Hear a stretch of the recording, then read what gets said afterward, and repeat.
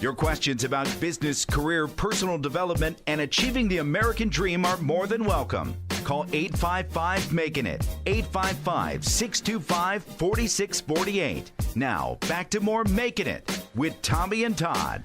We're back with Tommy and Todd coast to coast, and it is time for Miss Brittany Dorsey to talk to us. Yes, with what Tommy likes to call my favorite segment, businesses that are going down. The Danger Report.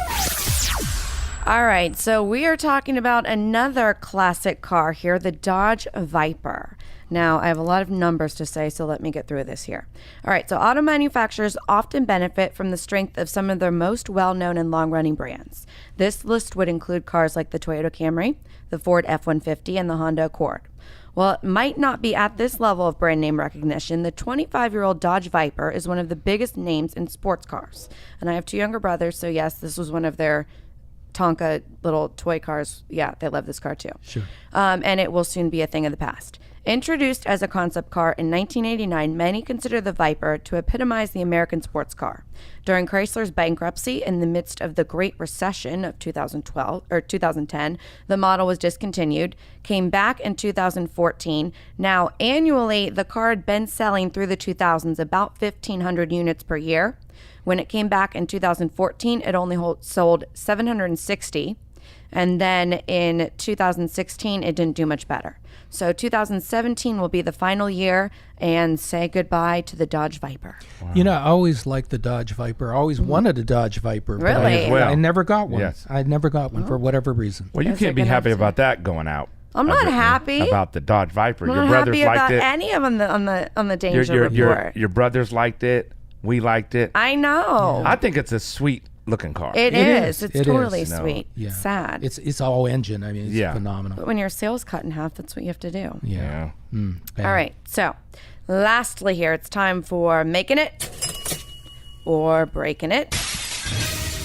And today we are discussing, when is it time to actually give up on something and move on? Now, I know this is so hard to find that line as an entrepreneur, as an intrapreneur, because you're trained to never, ever give up, fight to the death. That's what makes you successful. That's in your nature. That's part of your essence. And then at some point, you have to pull the plug on things. Right. Yes. How? And it's so emotionally hard, and it's hard to actually figure out where that line is. We really could have had a whole show on this. I think it's so pertinent. We could have had an entire show that was based on this, and have a weekly show just on this topic. Right. Just what you just said about you instinctually, especially as an entrepreneur, are told, quitting or giving up. Right. It's like the Navy SEALs. It means you're the worst thing.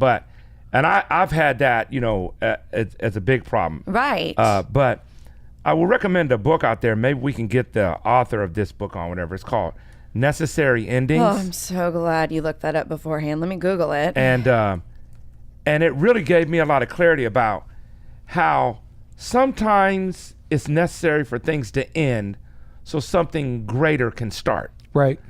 And he talks about how his name is Henry Cloud, the author. So Henry Cloud. Necessary Endings by Henry Cloud. And he talks about how when you're in the ideal relationship, you forget that you broke off the last one before it. Right. And when you get into the, a better business model or a new product line, and you change the way you're doing business, you forget the way you were doing it before. Right. You got there because you brought an end to something else. Resistance to end something actually can a lot of times stop you from starting something. Right. That works even better.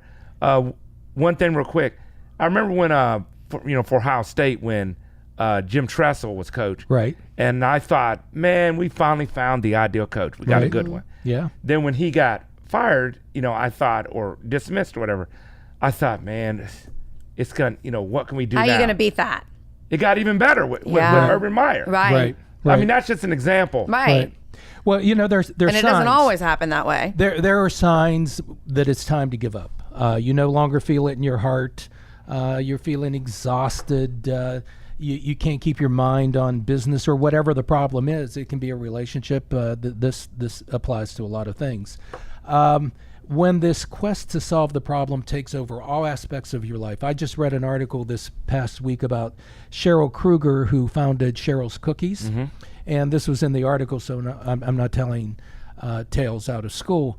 And she talks about how her business that she sold in 2008 for $40 million ruined her 6-year marriage because she could never, she was living that business 24 hours a day, 7 days a week, and there was just no time for a personal relationship. It ruined her marriage. I wouldn't have advised to give up the marriage or the business, but those are the things you weigh in life. What when you're deciding what to end. So exactly. I mean, so basically you're seeing that there are times when it's necessary to give in and move on. Right. And you just have to not take it to your ego. Well, and I think the biggest thing is quitting. really analyzing the situation and like emotionally admitting that something needs to end. Right. And then you can actually analyze and say, okay, is it this situation in its entirety that needs to end? Or is there a piece of this, like you were saying, like not spend all of your time at work? So good. This is good. There is a time to quit. And move on. Wisdom tells you when that time and is. it's time to quit the show. That's today. it for Making It. How can they get a hold of us? MakingItNow.com. Check out the website. And keep making it. This has been Making It, the source for information, insights, interviews, and in-the-trench advice for startups, struggling, and early-stage entrepreneurs and business owners nationwide. The opinions expressed on this program are those of the host, guests, and callers, and not necessarily those of this station, staff, management, or advertisers. For more information, contact Tommy or Todd at 855-MAKING-IT. That's 855-625-4648.